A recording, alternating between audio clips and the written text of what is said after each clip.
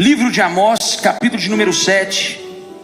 E nós vamos meditar numa palavra madura, um pouco dura, mas necessária demais para os nossos dias, para o nosso coração. Enquanto você acha aí Amós está lá no Antigo Testamento, está lá no final do Antigo Testamento, ok? Amós é considerado um profeta menor. Por que um profeta menor, pastor? Não é porque ele era menos importante, era porque o livro dele é pequeno. A sua obra escrita, a sua obra que ficou marcada é pequena. Diferentemente de Isaías, diferente de Jeremias, de Daniel, de Ezequiel. Então Amós, ele está dentro desse conceito de profetas menores. Eu quero ler o capítulo 7, o versículo é o 14. Ok?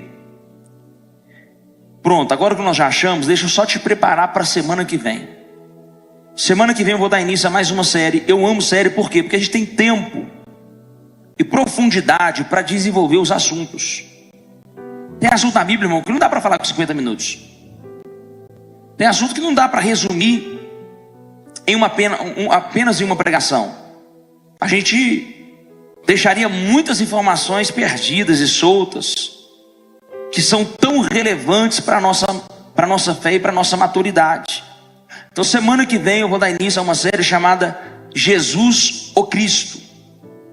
Nós vamos aprender sobre a vida de Jesus, o lado humano dele, o lado divino, o lado profeta, o lado Messias, o lado que ele cumpriu as promessas, o lado escatológico, o que ele falou sobre o fim, né? Que o assunto está muito em alta, né? Depois que o negócio de Macetou Apocalipse aí, o negócio, né? A coisa pegou. Mas isso é bom que a gente voltou a falar de alguns assuntos. Em tudo Deus está no controle, amém, igreja? Então não perde semana que vem não. Você precisa aprender mais de Jesus. Não é o Jesus que te contaram na televisão, não. O Jesus da Bíblia, com análises de vários perfis que talvez a religião não quis te passar. Por qual motivo eu não sei.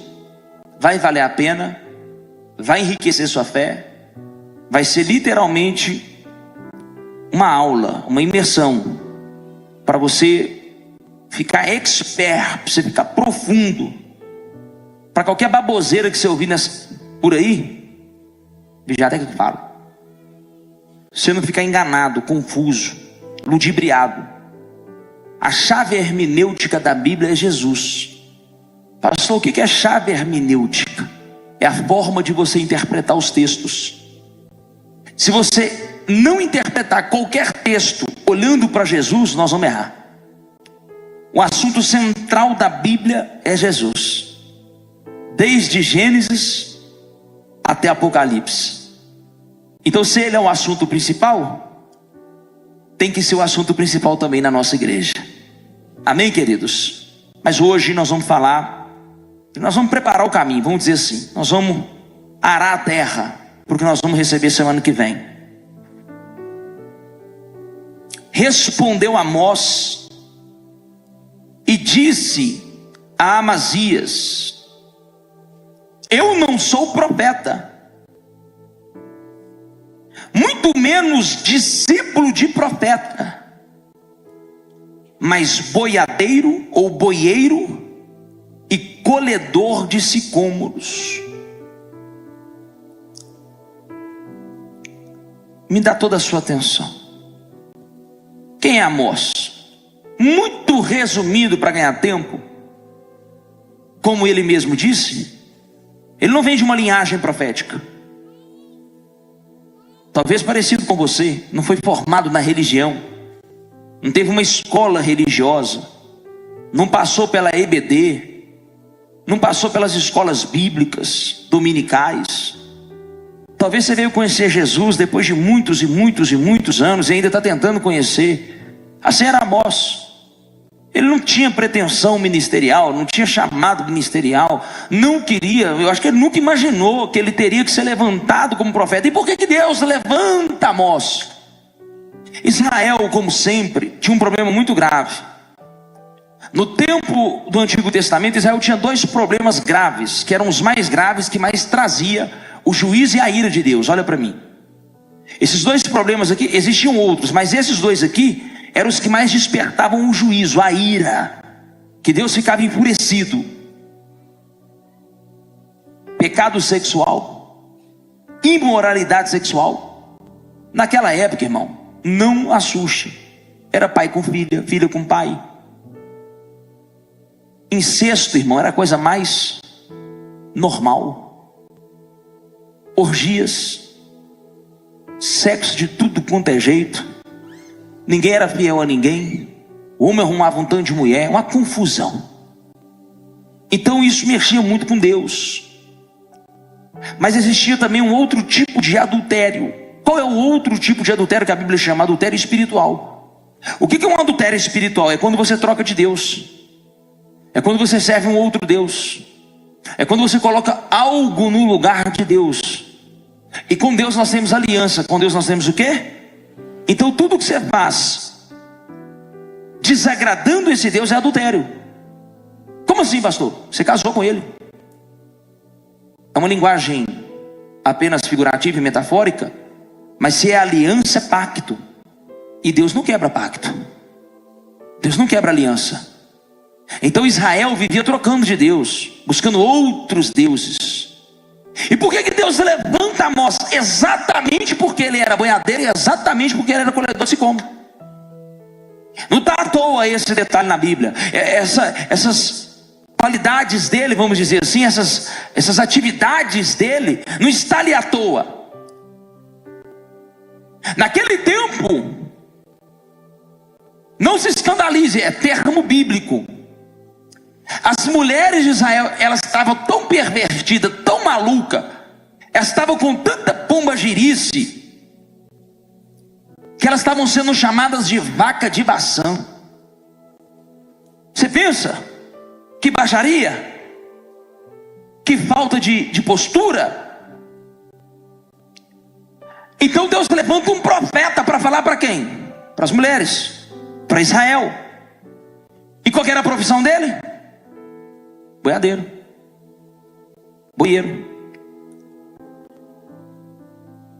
Não pode ser coincidência. Israel tinha um outro problema. Israel não estava amadurecendo como nação. Israel não evoluía, Israel não progredia, ela regredia. E toda civilização, a tendência é progredir. Por isso que chama progressista ou progresso. Você vê que na nossa bandeira está escrito ordem e essas são as tendências da sociedade organizada, do Estado. E não estava acontecendo isso em Israel. Israel não amadurecia. E é aqui que eu quero ser pregador. O que acontece quando a gente não amadurece? O quanto de coisa que a gente perde por falta de maturidade. O quanto de coisa que já era para estar na nossa mão, já era para estarmos vivendo. Talvez você receba uma profecia, uma promessa, e você está se perguntando: Deus, que dia que vai acontecer? Então ele me trouxe aqui para te falar hoje, o dia que você amadurecer. Deus está esperando o seu posicionamento. Deus está esperando uma atitude nova. Irmão, Deus não pode liberar bênçãos sem medidas, coisas grandiosas em gente que tem um caráter duvidoso, gente que ainda é frágil na sua personalidade, nas suas atitudes, gente que ainda titubeia em dois pensamentos, gente que ainda não se decidiu, que não sabe de que lado que está. Eu estou falando de Deus, eu estou falando de ter aliança, eu estou falando de viver debaixo da promessa. É outro nível de glória. Olha para cá. E por que colhedor de sicômoro? O sicômoro, ele é primo do figo. Na verdade, ele é um tipo de figo. Qual que é a diferença então do sicômoro para a figueira? O sicômoro significa figueira brava. O que é uma figueira brava? O figo é de péssima qualidade, não é comestível. O figo não dá para se comercializar, não dá para colher. Ele apodrece. ele não se desenvolve, ele não cresce. Esse figo, esse tipo de figo chamado sicômoro, ele não amadurece. Ele não o quê? Ele não o quê? E por ele não amadurecer, ele é descartado. E por ele não amadurecer, ele é inútil. Sabe quando Jesus amaldiçoou uma figueira? Quem lembra? Quem lembra? Alguns pensadores sugerem que pode ser uma figueira brava de sicômoro, porque ele chega perto, ele só chegaria perto se ele tivesse visto, tem alguma coisa ali. Você não vai chegar para colher, para botar a mão em um pé que você não está vendo que nem é época, não é estação e que não tem nada. E por que ele amaldiçoou? Porque ele está dizendo assim, ó, você é inútil, você não serve para nada, eu vou te amaldiçoar. Aí nasce então um versículo, que árvore que não dá fruto, ele corta e lança fora. Então tem muita gente que tem raiz, tem tronco, tem caule, tem estrutura, só não tem fruto. Tinha tudo para dar fruto, já era para estar dando fruto, mas Deus, quando vem visitar a terra e olhar a nossa volta, irmão, eu espero que Ele não esteja decepcionado com a gente. Que fruto que nós temos gerado? O que nós temos produzido para o reino, para Deus, para a nossa família, para os nossos amigos, no nosso serviço? Quem nós temos sido na face da terra? Então o sicômoro, pastor, mas você não disse que ele não servia para nada? Por que então Amós é colhedor de sicômoro? Porque o sicômoro, ele só amadurece com uma condição. Me pergunta qual? Quando alguém faz um corte nele. Nesse corte libera-se um gás que vem de dentro do fruto, e esse gás que sai, você pode pesquisar no Google, esse gás que sai acelera o processo do sicômoro, desse fruto. E aquele fruto que não crescia, que não expandia, que ficava de forma presa, abafada, ele agora cresce, chega na maturidade e se torna um figo maravilhoso. E agora ele serve para ser colhido e para ser útil, por causa de um detalhe. Me pergunta qual? O corte. Pastor, não entendi. O processo de Deus para amadurecer Israel e para nos amadurecer não mudou, continua sendo o mesmo. Ele vai te ferir, ele vai te cortar, ele vai te machucar. Que é isso, pastor? Deus não machuca, não machuca, está escrito que ele fere e cura. Está escrito que ele mesmo fere e ele mesmo cura. Deus não faz isso não. Ele fez isso com o filho dele, irmão, não vai fazer com você?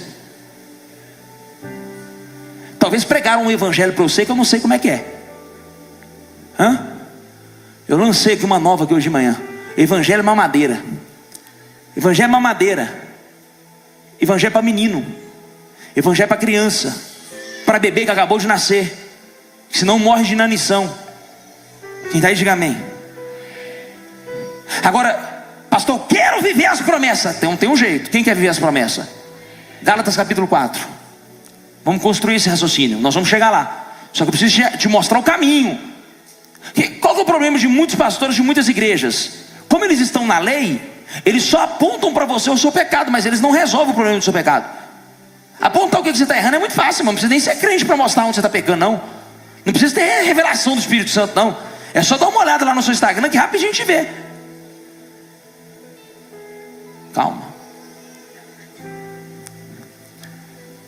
Agora, se o Espírito Santo mandar arquivar, arquiva. E se ele mandar excluir, exclua. Presta atenção. Presta atenção. Gálatas capítulo 4. Nós estamos construindo um raciocínio para que a gente acesse a promessa. Tem uma promessa sobre a minha vida, tem uma promessa sobre a sua vida. Nós vamos ler, existe uma promessa. Eu quero a promessa. Quem quer a promessa? Então eu quero acessar, cadê? O Gálatas 4, versículo de número versículo 1.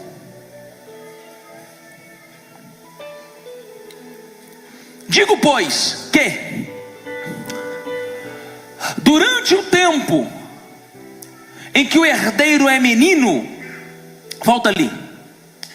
Em outras versões ali está de menor, ou enquanto ele é menor. Em outras versões está enquanto ele é menino. Mas menor e menino, você entendeu que é a mesma coisa? Amém ou não amém? Enquanto o herdeiro é menor. Em nada se difere de um escravo, mesmo que ele seja dono de tudo. Presta atenção nisso. Ele é o herdeiro.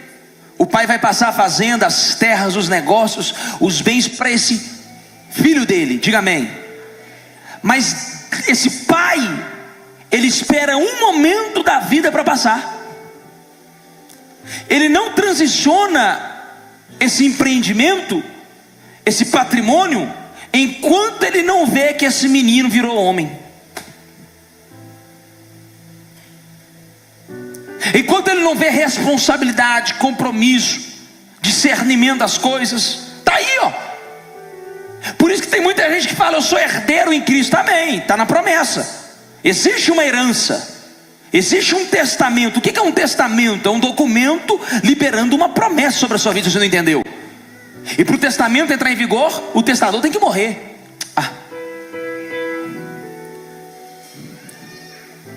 Então tudo está pronto. Tem um testamento, o testador morreu e nos deixou a herança. E por que eu não estou vivendo essa herança? Simplesmente pelo fato de você ser menino. Pastor, me respeita, eu tenho que dar para ser seu pai. Como homem eu vou te pedir perdão, mas como seu pastor, eu vou falar que talvez você tem 50 anos, 60 anos, mas não ora, não jejua, não lê Bíblia, não conserta os caminhos, não para de beber, não para de fumar, não para de mentir, não para de roubar, não para de adulterar. Então continua menino. Tem que ter responsabilidade. Você não casou com ela? Você não falou no altar que você ia honrar ela? Você não falou para a família dela toda? Você não sustenta o que você fala, não? Pastor, não é bem assim não, porque não é fácil. Não é fácil para mim também, não. Não é fácil para ninguém, meu amigo. Minha amiga, não é fácil para ninguém. Não pensa que a sua luta, o seu desejo, as suas guerras é maior do que a do vizinho, não. É tudo igual. Só que tem gente que falou assim: não tem negócio. Não tem negócio, não tem conversa. Nem começa a conversa. Porque tem princípio, porque tem valor, porque não põe para o negócio, porque não dá nenhuma brecha para começar a conversa. Quem está me entendendo? Diga amém. Digo, pois, que em todo tempo que o herdeiro é menino, em nada se difere de um escravo, ainda que ele seja senhor de tudo, mas está debaixo de tutores e curadores, até o tempo determinado pelo pai. Assim também nós, quando éramos meninos, estávamos reduzidos à servidão, debaixo dos primeiros rudimentos do mundo. Mas vindo a plenitude dos tempos, Deus enviou o seu Filho, nascido de mulher, nascido sob a lei, para remir os que estavam debaixo da lei, a fim de recebermos a adoção de? Então, pastor, o que você está querendo me dizer? No Antigo Testamento ninguém tinha herança. No Antigo Testamento ninguém via Deus como pai. Quando eu falo ninguém, é força de expressão. Os conceitos de Deus no Antigo Testamento era Deus. Deus, ele tem uma conotação de criador. Ele tem uma conotação daquele que projetou todo o universo. Aí existe um outro termo chamado Senhor, que é aquele que dá as leis, é aquele que dá as ordens, e você e eu obedecemos. Deus não era tratado como pai, como a Ana Paula falou ali. Ninguém via Deus como pai, porque esse caráter ainda não tinha sido manifesto. Por quê, pastor? Porque Deus ainda não tinha nenhum filho. Aí você fala assim: como assim, pastor? Fala, me ajuda a pregar. Fala, como assim? Adão é criatura de Deus. Quem vive na mentira e no pecado é filho do diabo. Está na Bíblia também. Só em Jesus, preste atenção nisso, só em Jesus foi inaugurado o ministério paternal. Pastor, me explica melhor. Jesus inaugurou, ele estreou a possibilidade de termos Deus como pai. Está escrito, que ele é o filho unigênito. Ele é o filho o quê? Único filho. Se é o único filho, todo mundo que veio antes era o quê? Servo, criatura, amigo, podia ser qualquer coisa, mas a paternidade nasce em Jesus. Ele é o unigênito do Pai. Só que ele era o unigênito, e agora ele, como é muito caridoso, muito generoso, ele falou para Deus assim: Deus, eu tenho um tanto de irmão lá embaixo.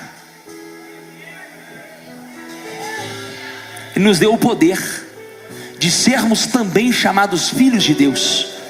Ele nos deu o poder de sermos chamados filhos de Deus. Por isso agora ele deixa de ser unigênito e se torna o primogênito. Então ele deixa de ser unigênito. Como assim? Agora Deus vai ter mais filho. Quem? Eu e você. Dá um glória.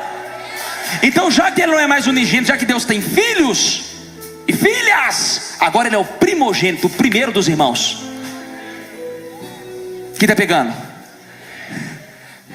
Herança. Desde a plenitude dos tempos. O que é plenitude dos tempos? O melhor momento da história foi quando Jesus esteve na terra. O ápice, o apogeu, o esplendor de glória da terra, do universo, foi quando Deus encarnou. Você tem noção o privilégio daqueles discípulos? Você já parou para pensar o privilégio daqueles discípulos? Esse cara até mal acostumado. É assim que a gente fica quando conhece o Pai. Esse cara até preguiçoso, fica folgado, não precisa preocupar com mais nada. Deixa Jesus, ora aí, o negócio acontece. Era assim ou não era? Você vê que Jesus acabou de multiplicar os pães e os peixes. Em vez de eles guardar o pão e o peixe para levar para o outro lado, eles largaram tudo lá. Aí no meio do caminho, Jesus começou a confrontá-los. Aí eles sentiram uma culpa. Será que ele está falando isso porque a gente não trouxe os pães? Porque nós não guardamos pães? Eu vou preocupar com pão? Ele pega um pão, faz alimentar uma multidão. Você pode ver que Pedro estava devendo os impostos. Jesus falou com Pedro assim: vai pescar, Pedro. Aí Pedro pesca. Quando ele pega o peixe, o que é que tinha na boca do peixe? A moeda para pagar o imposto. Imagina. Você vai ficar estressado com o quê? Está tendo uma tempestade no mar, o barco está agitado, você acorda: Jesus, aqui, ó, deixa eu falar com você, o povo está comendo, né, Jesus? Pelo amor, de novo, meu filho. Você vai virar gente que ora. Ô vento, dá um tempo aí, sossega. Tenta imaginar. Imagina as brincadeiras de Jesus. Ô Pedro, quer andar na água? Quero. Então vai. Aí Pedro sai andando na água. Tenta imaginar aqueles eventos. Coisa maravilhosa, coisa poderosa. Andar com Jesus é diferente, irmão. Andar com Jesus, você vai para uma outra atmosfera. Você transcende. É por isso que o crente, quando ele vira crente de verdade, ninguém consegue entender ele. O povo começa a achar que ele está doido. É óbvio que tem uns fanáticos malucos mesmo, mas tem uns de verdade. O povo fala assim: ficou doido. O que é isso? Só fala de Jesus, Jesus, Jesus, Jesus. É óbvio. Ele conheceu um negócio que em 30 anos ele não conheceu, meu amigo. Ele experimentou de um negócio que nem a droga deu para ele, que nem o álcool gerou nele, que nem o sexo gerou nele, que nem o dinheiro gerou nele. Você acha o quê? Ele vai falar aí de manhã, de tarde, de noite, fala em língua estranha, é batizado no fogo, batizado no Espírito, vem pro culto, rola, pula, adora. Tem vigília, ele tá. Tem culto de domingo, ele tá. Tem culto na segunda, ele tá. Tem tarde da vez, ele tá. Tem guarda profética, ele tá. Tem monte, ele tá. Por quê? Eu quero esse Jesus 24 horas na minha vida.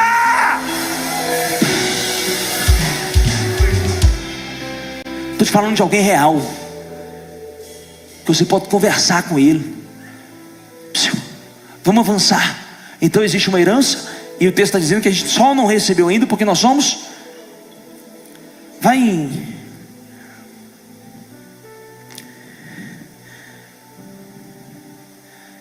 em Romanos 8.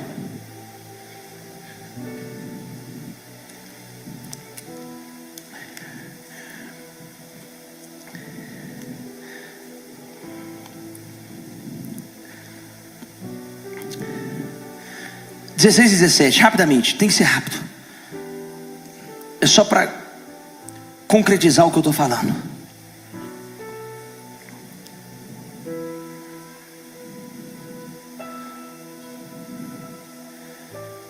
Podemos? 16 e 17. O próprio Espírito testifica com o nosso Espírito que somos filhos. Que somos filhos. Ora, se somos filhos, somos também herdeiros de Deus e co-herdeiros com Cristo. Só tem um detalhe, ponto e vírgula: se com Ele sofremos, se com Ele, também com Ele seremos. Se com Ele pastor, por que do sofrimento? Porque o sofrimento é que te aperfeiçoa. Eu te provo na Bíblia que o método de Deus para te amadurecer é o sofrimento. Pastor, pelo amor de Deus, eu vou embora dessa igreja hoje. Eu já estou em depressão, tomando Rivotril. Falaram que o Senhor ia produzir cura em mim, que o seu culto era uma bênção. Fique em paz, você vai ser curado. É só porque nós vamos ressignificar como que você vive com a dor. Porque dor todo mundo tem. Eu estou aqui agora, eu estou com dor. Minha coluna está travada. Tem gente que fica em casa, na cama, e fazer drama. Ai, tô com dor. Dá testado, vou dar testado pro meu patrão. Como é que eu vou fazer? Meu patrão não aceita testado não, irmão. Meu patrão não tem como.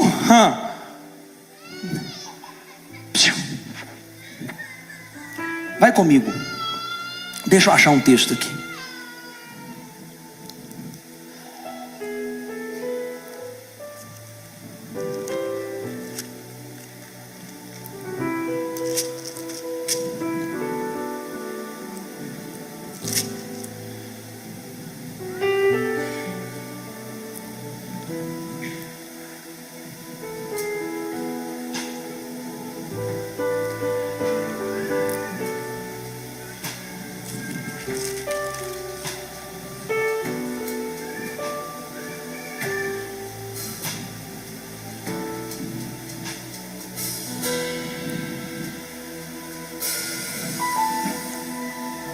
Hebreus 2, versículo 10. Pronto. Hebreus 2, versículo 10. É esse. Hebreus 2, 10. Olha aí. Porque convinha, tinha que acontecer. Não tem outra opção que aquele por cuja causa e por quem todas as coisas existem, conduzindo muitos filhos à glória, conduzindo os filhos nós acabamos de ler que nós vamos ser glorificados se com ele sofrermos, amém ou não amém? Mais uma vez ele está dizendo que o projeto dele é nos conduzir a aperfeiçoar-se por meio de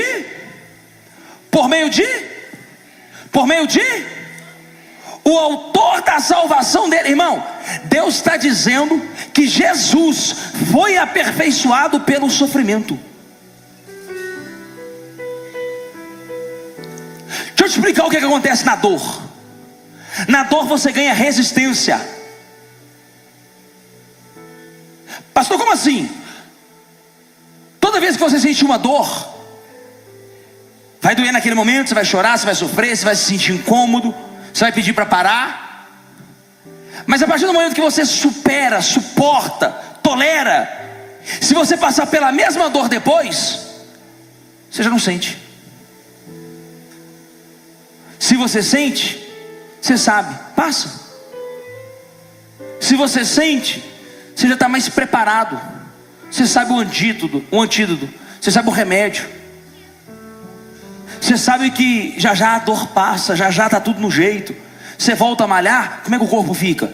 Todo arrebentado, mas você sabe, é só o primeiro dia, depois volta ao normal. É assim ou não é? É assim ou não é? Você começa uma dieta, os primeiros dias são os piores. Tem gente que nem consegue começar. Eu fiquei assim por muitos anos. Te entendo perfeitamente. Compadecemos da mesma dor. Olha para mim. Paulo vai dizer que nós, quando somos perseguidos, nós não somos abandonados. Acho para mim esse versículo, eu tenho ele aqui só para eu ganhar tempo.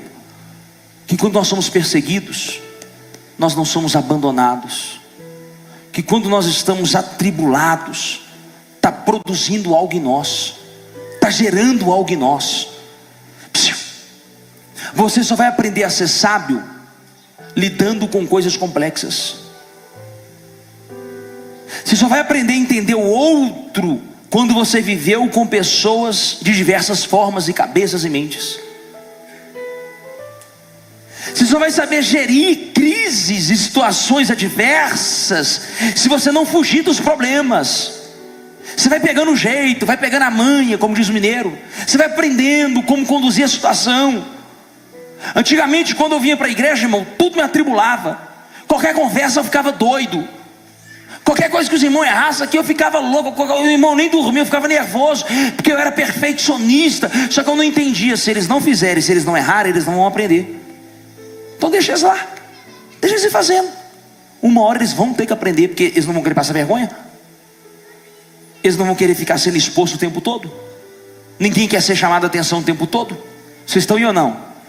Perseguidos, porém não desamparados, abatidos, porém não destruídos, levando sempre no corpo o morrer de Jesus, para que também a sua vida se manifeste em nosso. Eu sei que talvez o assunto é enfadonho, pode ser que seja, mas você vai passar por dor, seja ela pequena, seja ela grande. Eu prefiro que você saia daqui bem instruído o que fazer na hora da dor, do que ficar ouvindo um tanto de blá blá blá, e na hora que o couro comer, e na hora que o pau quebrar, você desesperar, perder a cabeça, perder as estribeiras, tomar atitudes errôneas, e ter a vida destruída, e ter a promessa perdida, e deixar de acessar a bênção. Porque a herança, a promessa está pronta. O que não está pronto somos nós. Quem está aí, diga amém. Pastor, e por que eu não amadureço? Paulo vai dizer. Olha o que ele vai dizer. Eu queria vos falar de coisas elevadas. Eu queria vos falar de coisas mais profundas, mas eu não posso. Porque elas são de difíceis entendimento. Aí você deve estar pensando assim: eu pensaria na hora. Uai, Paulo, você está querendo dizer que eu não sei raciocinar? Sabe aquela pessoa que vai conversar com a gente e ela fala assim: não, você não vai entender não. Sabe o que ela está querendo dizer? Nós somos burros. Eu tenho um tio que ele é filósofo, físico, metido a cientista, um tanto de coisa. E realmente ele tem um conhecimento que não dá para brincar. Mas eu também não sou um analfabeto.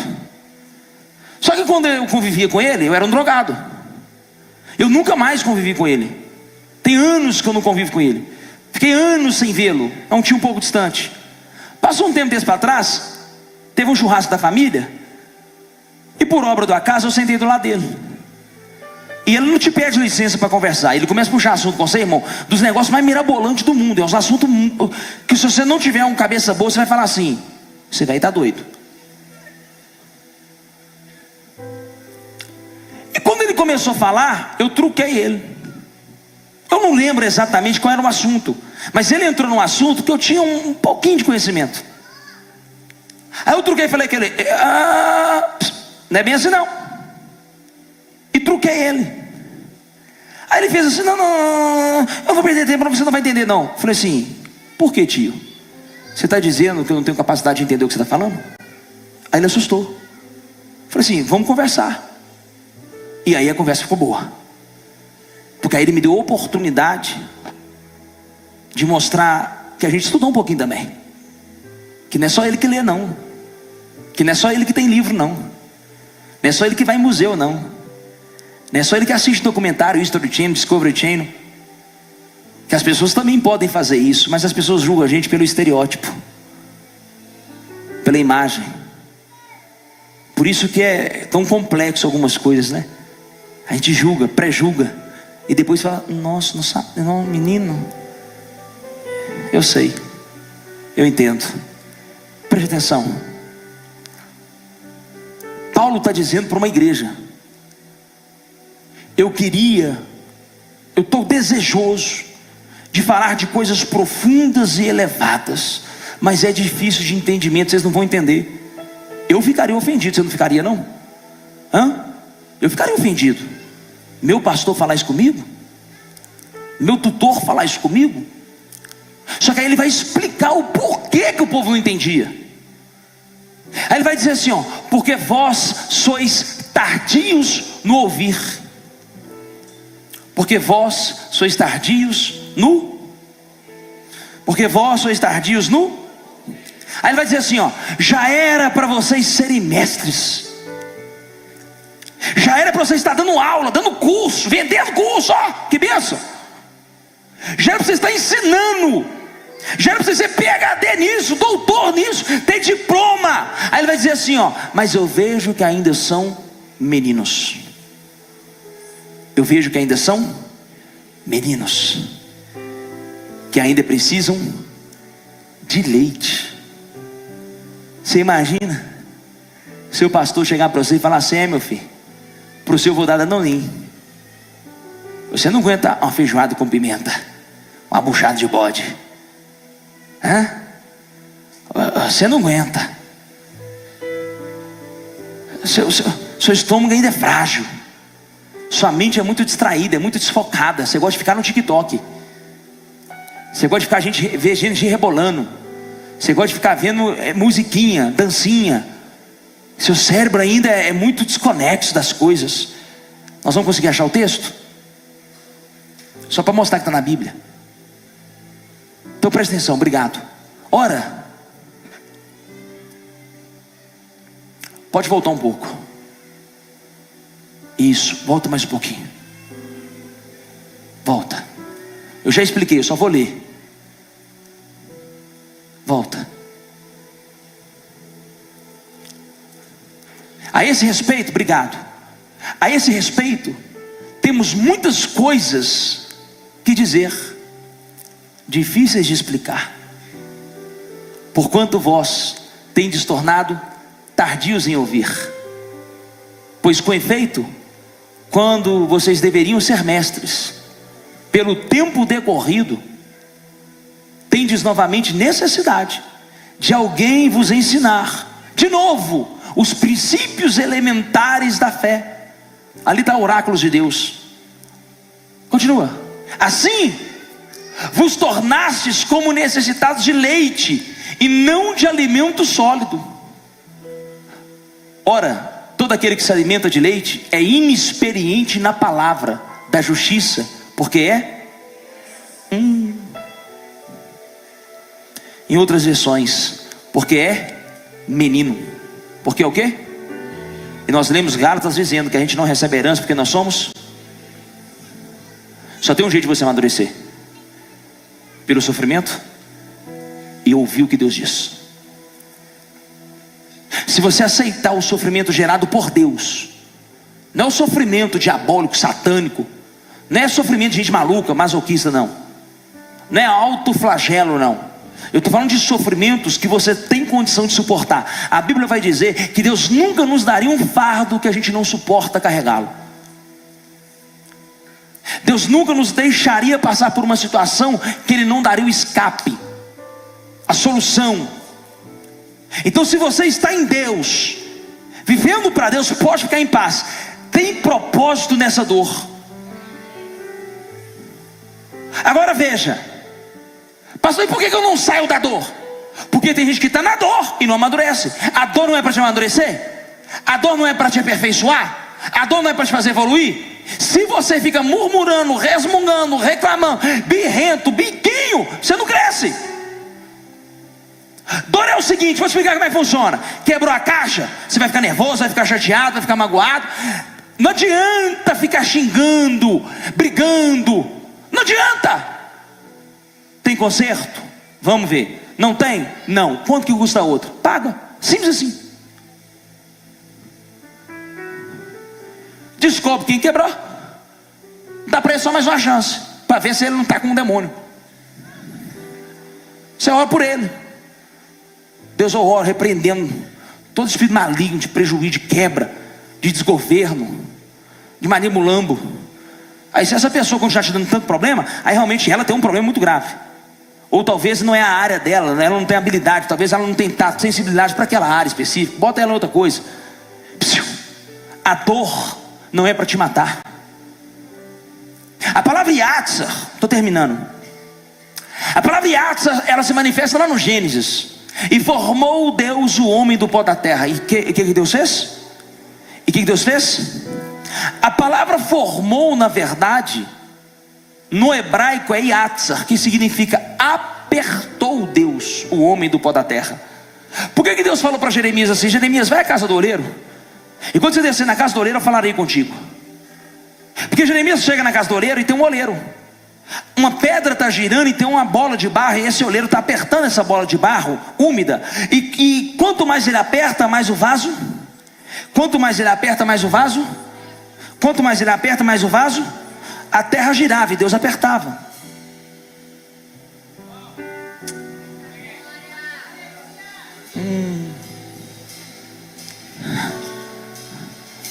Em toda a criação, a palavra Yatsar só se manifesta no homem. A única hora que Deus botou a mão foi em você. Tudo ele disse: haja, haja, haja. Quando vira para o homem, formou.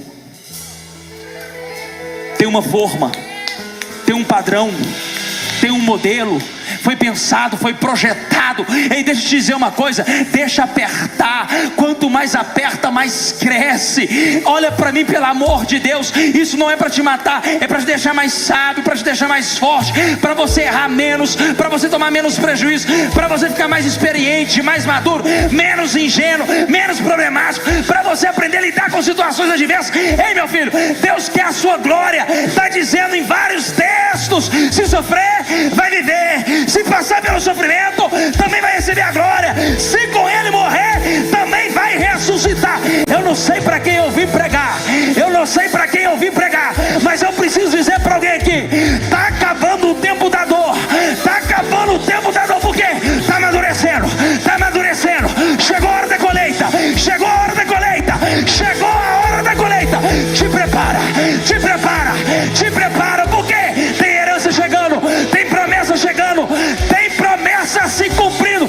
Será que tem alguém que pode receber essa palavra e dar pelo menos um glória a Jesus?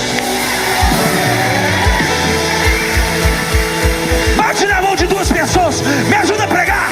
Bate na mão de duas pessoas e fala: te prepara, a herança está chegando. Te prepara, a herança está chegando. Te prepara, a herança está chegando.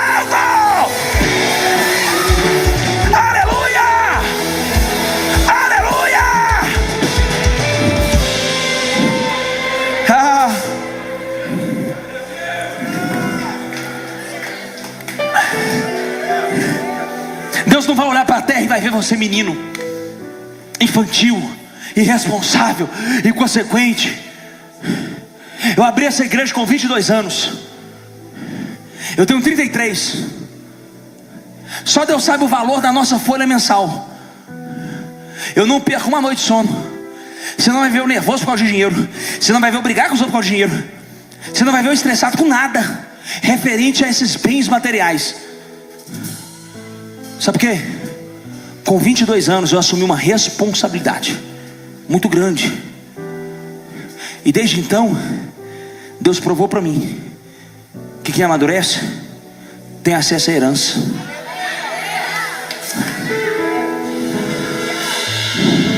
Quantos lugares que você entrou e não ficou, e você sabe, no fundo, no fundo, no fundo, você esteve tão perto, mas você deixei escapar. Por um detalhe, uma fala mal colocada, uma reação que não era para você ter tido, sabe? Um e-mail que não era para você ter enviado, um zap, um áudio que você mandou, colocou tudo a perder. O diabo é provocador, cuidado.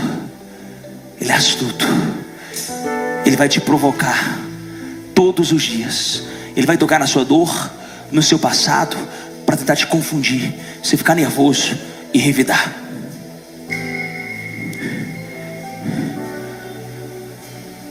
Gente infantil revida, gente madura cala. Gente madura dá preguiça. É assim ou não é? Você vai, tá descontrolado. Larga pra lá, ficou doido. É assim ou não é? É assim ou não é? Quando você é menino, você quer debater tudo. Você quer provar que está certo. Você quer provar que é o melhor. Você quer provar que consegue. Você quer provar que as suas bênçãos e que tudo céu é mais bonito, é tudo igual. Para com isso. Quando te atacarem, quando te provocarem, põe Romanos 5, por favor, para a gente fechar o último versículo. Quando tentarem te desestruturar, de tirar você do eixo, olha para mim. Pode ser uma oportunidade que Deus está te dando para você demonstrar que aquilo não te afeta mais, aquilo não mexe mais com você, aquilo não é mais um problema, está resolvido. Então vamos para o próximo nível, vamos para a próxima fase, vamos para a próxima etapa, vamos acessar a herança. Assim é a vida. O tempo não amadurece. Paulo disse: pelo tempo já era para vocês serem mestres. Sabe aquelas coisinhas que Deus vive te pedindo e você não entrega? Já era tempo, né, irmão?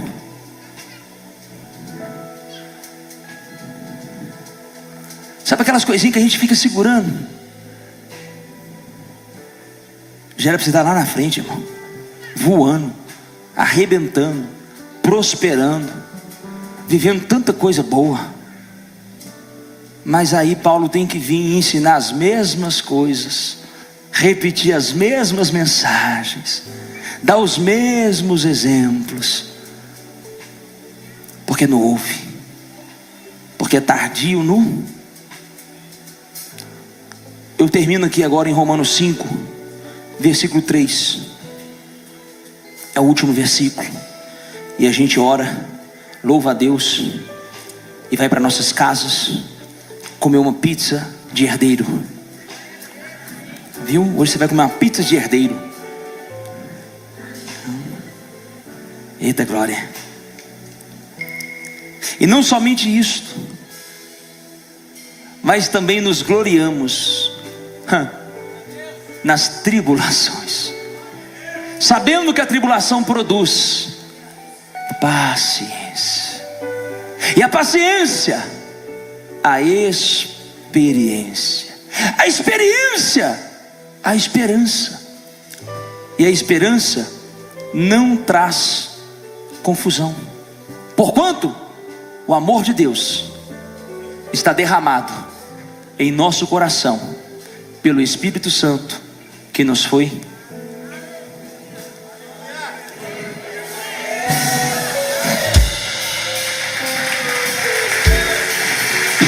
Fica de pé. Fica de pé no seu lugar. Quando a tribulação vier, você fala assim: o que foi que eu preciso aprender? Fala rápido.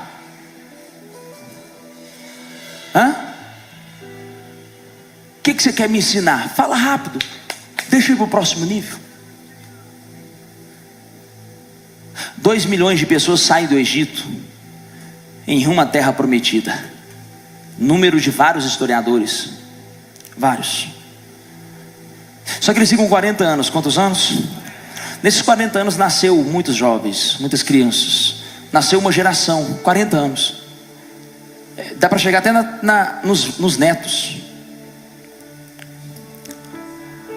Só que esse povo murmurava, reclamava, xingava Deus, xingava Moisés, voltava para o Egito: vou desistir, não aguento mais, Deus abandonou, Deus esqueceu da gente. Um por um foi sendo eliminado. Só 2 que saíram do Egito. Não estou falando dos que nasceram no deserto, estou falando dos que saíram do Egito. Somente 2 herdaram a terra prometida. Por incrível que pareça, nem Moisés. Somente Josué e Caleb. Somente Josué e Caleb entram na terra prometida. Sabe por quê? Foram os únicos 2 que, quando foram visitar a terra prometida, eles viram gigantes, mas eles também viram um cacho de uva que tinha que ter 2 homens para carregar. Se eu vejo um gigante, mas vejo um cacho de uva que tem 2 homens carregar, eu vou querer beber desse suco. Eu vou arrumar um jeito. Mas gigante, eu vou te arrebentar. Eu vou te arrebentar. Eu vou acessar esse fruto. Eu vou acessar essa bênção. Só Josué e Caleb não murmuraram, não reclamaram, não blasfemaram e não tiveram medo dos gigantes. Pelo contrário, eles falaram para Moisés: aqueles gigantes serão o nosso pão. Eles estavam com sangue no olho. Eles estavam determinados. Eu vou entrar. Eu não quero saber. Deus está comigo. Deus me prometeu. Deus me tirou lá do Egito com 10 pragas. Abriu o mar vermelho. Deus fez sair água da rocha. Deus enviou maná do céu. O que é esse gigante? Eu estou na reta final. Eu estou tão perto. Você está achando que um gigante vai me assustar? Irmão, um anjo que tocar nesse gigante derruba ele na hora. Eu preciso falar para alguém. Não é hora de parar. Está doendo? O anjo feriu Jacó. Feriu ou não feriu? Feriu ou não feriu? Deus fere. Mas feriu por quê? Exatamente porque ele estava indo para outro nível.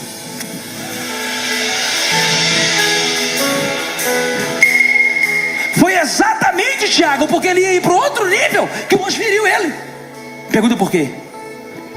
Para mudar o jeito de Jacó caminhar. Jacó andava assim.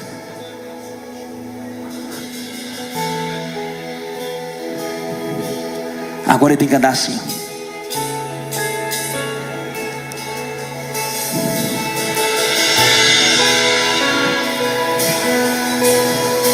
Vai ferido. Vai mancando. Vai meio empenado. Só vai. Olha para Jesus na cruz.